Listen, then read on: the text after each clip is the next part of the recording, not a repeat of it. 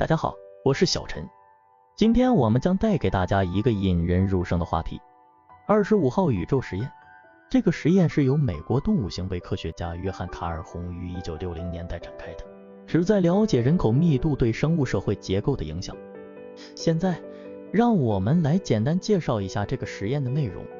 在25号宇宙实验中，卡尔洪博士收集了8只小老鼠，将它们集中在一个特定的生活空间中。这个空间被称为25号宇宙。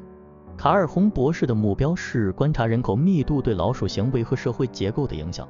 一开始，这些老鼠建立了一个社会结构，并且个体数量逐渐增加。然而，随着时间的推移，卡尔洪博士观察到一些异常的现象。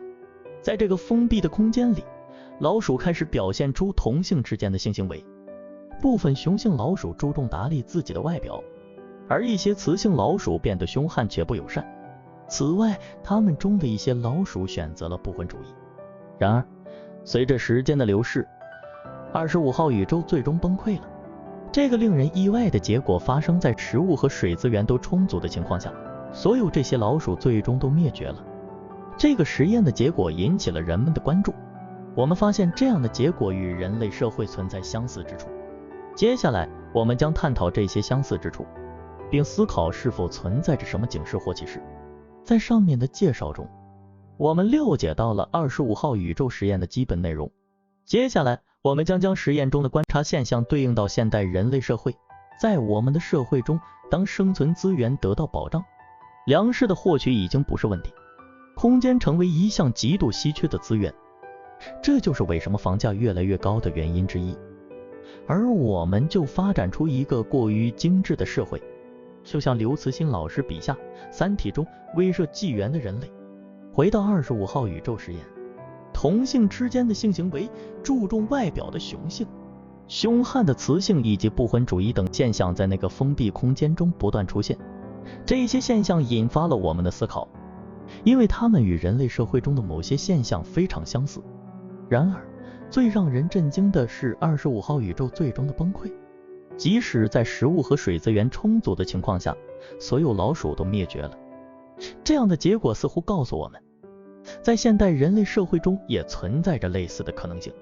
卡尔洪博士建立的前面24号宇宙都能够稳定延续，尽管在种群数量达到上限时会出现大规模的死亡，但还是有幸存者能够完成繁衍，维持族群的动态平衡。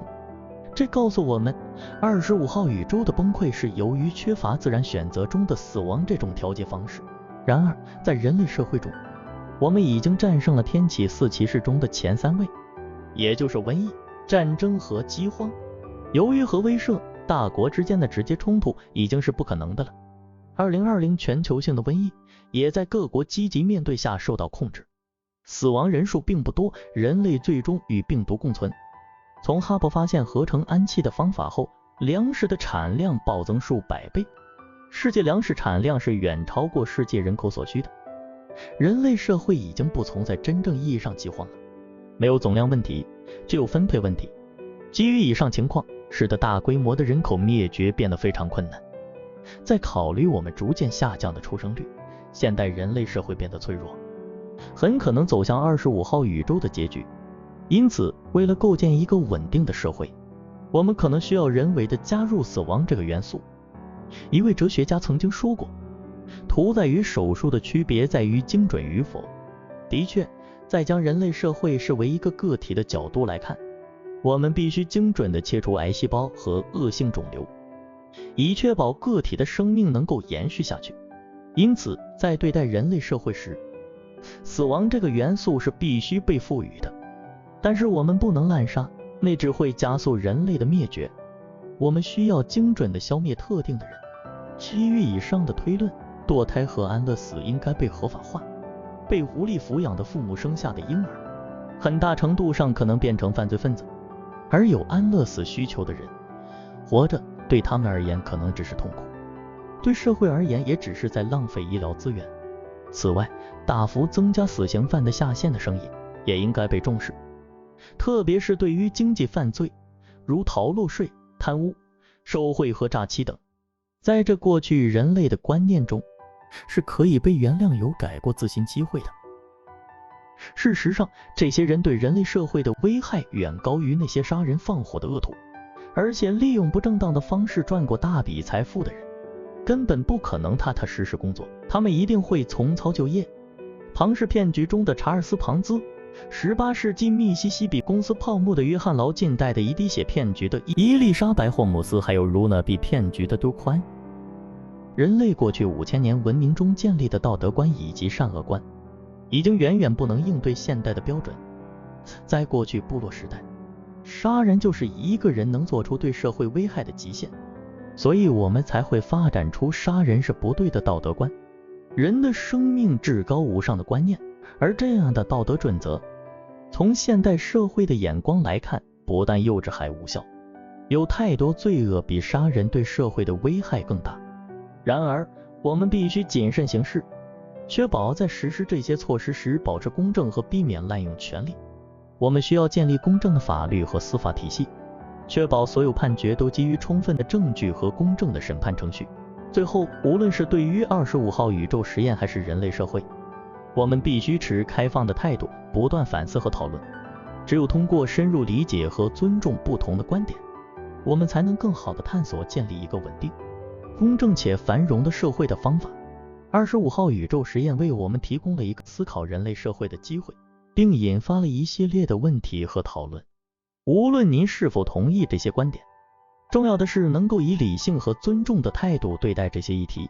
仅仅依靠一个实验的结果无法完全解答复杂的社会问题，但它可以启发我们思考和探索更好的解决方案。